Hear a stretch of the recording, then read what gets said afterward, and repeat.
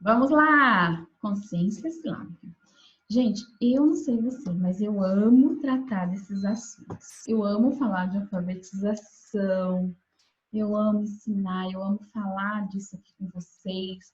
Eu espero de coração mesmo que eu tenha conseguido aí, que eu estou conseguindo trazer alguma reflexão, conhecimento e segurança, principalmente segurança, porque nesses anos aí, trabalhando com formação de professores, o que eu vejo é muito professor inseguro, porque a gente tem gestão que não apoia, a gente tem gestão com umas ideias loucas aí de alfabetização, de ensino, de educação, e que nos tira um pouco do nosso eixo, por mais seguro que você esteja ali na teoria, né? Que você sabe que você está embasado do que você está falando.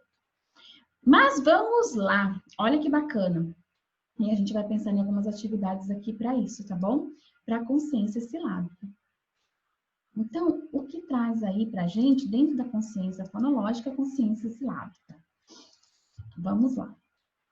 É uma habilidade de reconhecimento e manipulação da constituição da palavra por sílabas. Dentro da BNCC, nós vamos ver nos nossos planejamentos aí que consta lá essa habilidade, tá? Essa habilidade faz referência ao trabalho de consciência silábica. E você sabe identificar lá dentro da BNCC isso? Se você não usa a BNCC, se você usa o currículo da sua cidade, talvez isso esteja até mais claro. Por quê? Porque a base, ela traz ali como intuito e como opção mínima de trabalho, mas há como a gente destrinchar mais essas habilidades e até fazer uma separação de algumas coisas. Por quê? Porque se a gente pegar uma habilidade, aí está uma das grandes dificuldades lá no planejamento, é que dentro de uma habilidade vem mais de uma para que eu trabalhe. Por exemplo, ela pode ter lá identificar e comparar. Então, eu tenho que garantir a identificação, que a criança saiba identificar entre as atividades do que eu estou trabalhando e também comparar. Então, vem unido com algumas coisas. E às vezes, se você faz o seu currículo, dependendo de onde você está, isso pode vir mais minuciado, mais detalhado, que facilita até na hora de você colocar aí no seu plano, para você trabalhar. E a consciência silábica está citada dentro das habilidades da BNCC, tá bom? Mesmo porque ela traz essa proposta de consciência fonológica, desse trabalho de consciência fonológica. Então, fazem parte da consciência silábica as atividades de síntese, que é unir sílabas de modo a formar palavras, tá? Eu vou usar a síntese. Como também a segmentação, que eu vou separar uma palavra em sílabas para que ela faça lá depois a síntese e que ela forme novas palavras. Só que isso, nós não estamos aqui de forma alguma falando para você usar silabário, famílias silábicas, igual usávamos antigamente.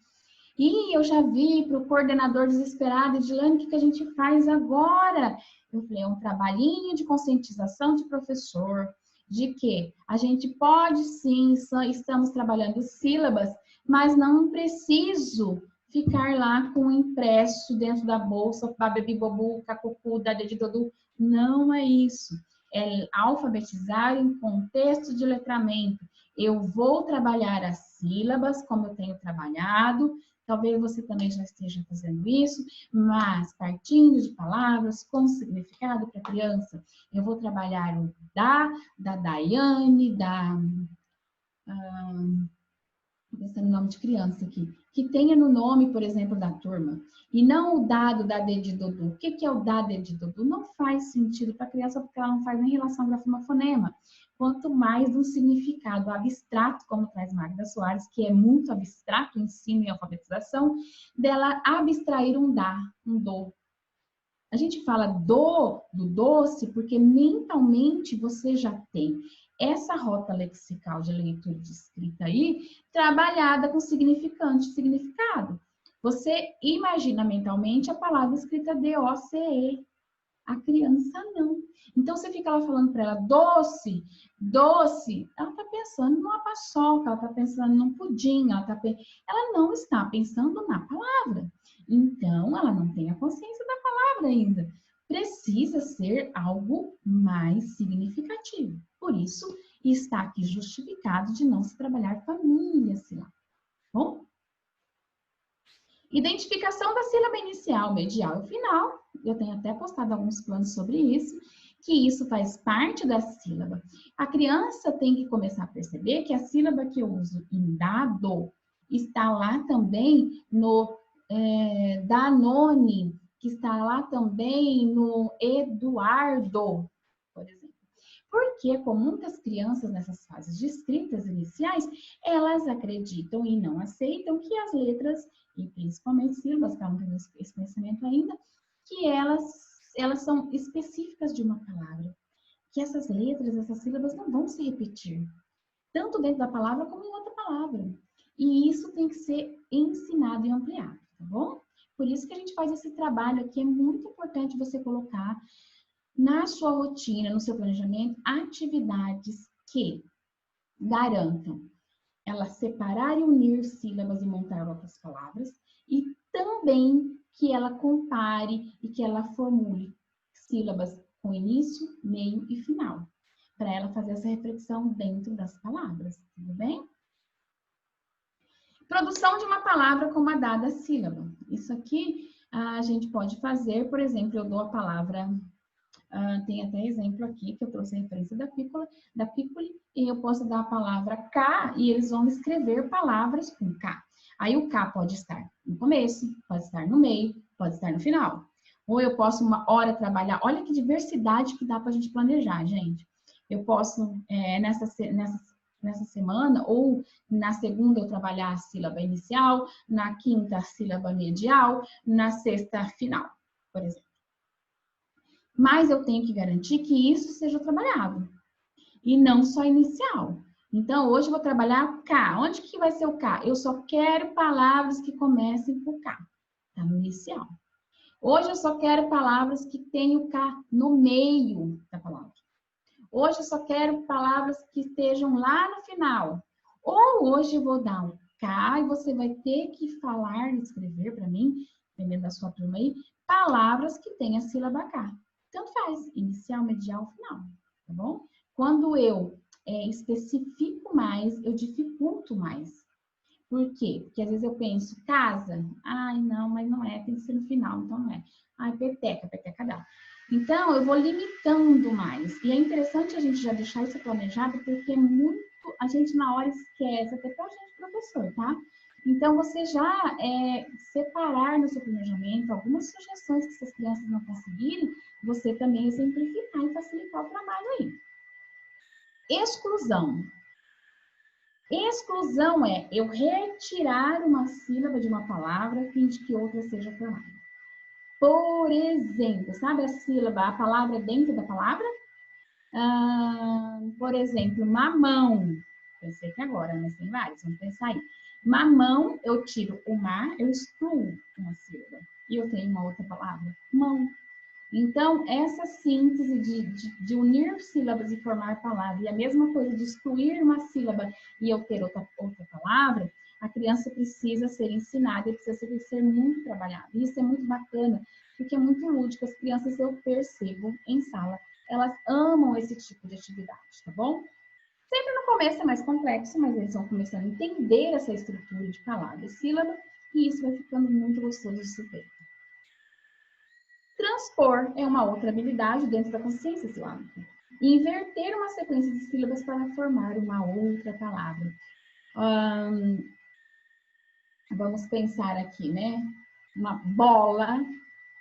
Não, lobo e bolo, por exemplo, né? Fiz esses dias com uma criança aqui. Bolo. Eu inverto a sílaba, eu tenho lobo. E assim vai, né? Esse movimento de inversão também já vai mostrando para a criança do valor posicional, que dá a diferenciação aí dessa estabilidade de uma escrita, de lugar de letra, de posição mesmo, que muda todo o sentido. E isso é reflexão metalinguística, habilidade maior. Metalinguística. Tudo isso a gente está trabalhando em metalinguística. Eu estou de forma consciente, intencional, pensando na língua. Ok? E o que é importante aqui? Vou trazer já de início aqui as propriedades do sistema de escrita de Arthur, que ele traz lá no livro Escrita Alfabética, Sistema de Escrita Alfabética. E olha só que interessante você refletir comigo a importância desse seu trabalho de garantir na sua sala de aula trabalho da consciência silábica.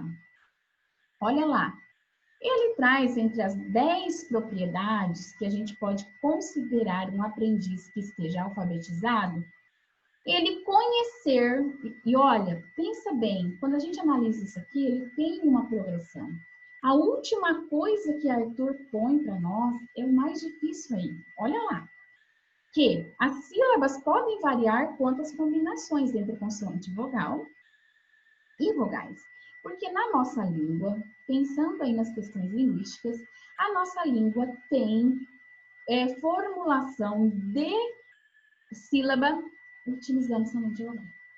Não tem de consoante, mas a vogal, em determinadas palavras, ela é uma sílaba. Tudo bem? Então, vamos lá.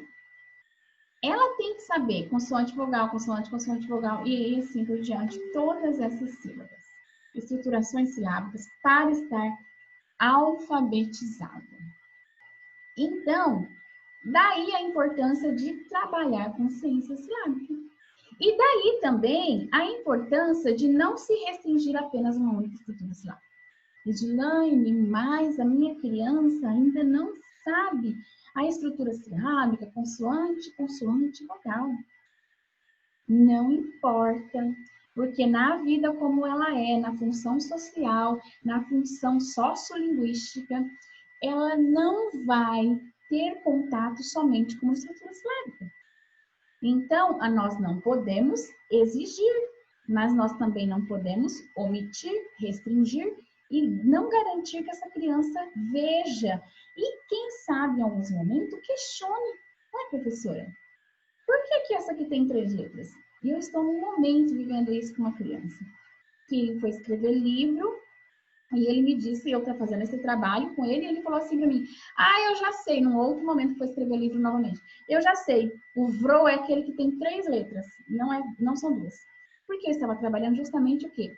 O alfabeto silábico com a criança. Então, eu já mudei também o recurso, eu não dou mais aquele alfabeto que é simplesmente as letras.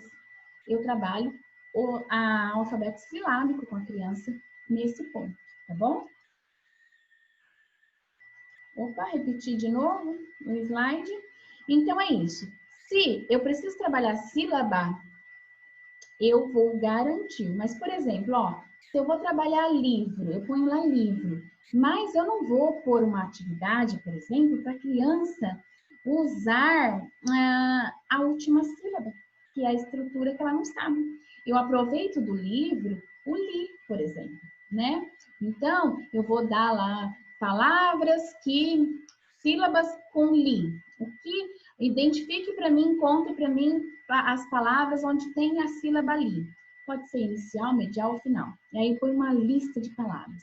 E ele vai encontrar livro, ele vai encontrar palito, tem no meio, ele vai encontrar javali, tem li no final. Mas essas palavras têm outras estruturas silábicas. Não importa. Eu tenho que garantir, não vai ficar procurando palavras só de estrutura simples, consoante vogal. Não dificulte o seu trabalho e não exclua a criança desse conhecimento. Ela tem contato com isso e ela precisa ter contato com isso. Mas lembre-se da competência metalinguística. É intencional e consciente. Nós somos a parte intencional e consciente desse trabalho, nosso professor. Então, a gente precisa saber o que a gente está pondo ali. Por isso que não cabe você ficar pegando coisas aí e colocando sem saber. Eu sei que eu estou colocando o livro, mas a minha intenção não é VRO. Não é consoante vogal. A minha intenção silábica ainda aqui no nível que a criança está é a sílaba consoante vogal. E isso que importa. E aí, às vezes, uma pessoa pega uma atividade que você planejou dessa e não sabe a intencionalidade e faz de qualquer jeito. Por isso que não dá para a gente ficar pegando coisas que a gente encontra e dando de qualquer jeito. E não sabe a intencionalidade e aí cai nesse erro. Exigindo coisa da criança que você não planejou ali naquele momento, que não é a intenção. Tudo bem? Então, olha aqui. Sugestões para a gente trabalhar as sílabas. Jogo da trilhas das sílabas. É da Piccoli essa referência. É um trabalho muito bacana e a gente vai montar coisas sobre isso. Jogo da memória silábica. Identificar e agrupar palavras com sílaba inicial, medial, final. Essa aqui acho que foi o que eu coloquei. Tem coisa minha e tem coisa de referência da Piccoli, tá? Bingos de sílabas. Identificar figuras comparando as sílabas. Ah, a criança não sabe escrever ainda. Mas eu vou usar o banco de imagem. Eu vou trabalhar e vou fazer ela refletir. É uma consciência fonológica.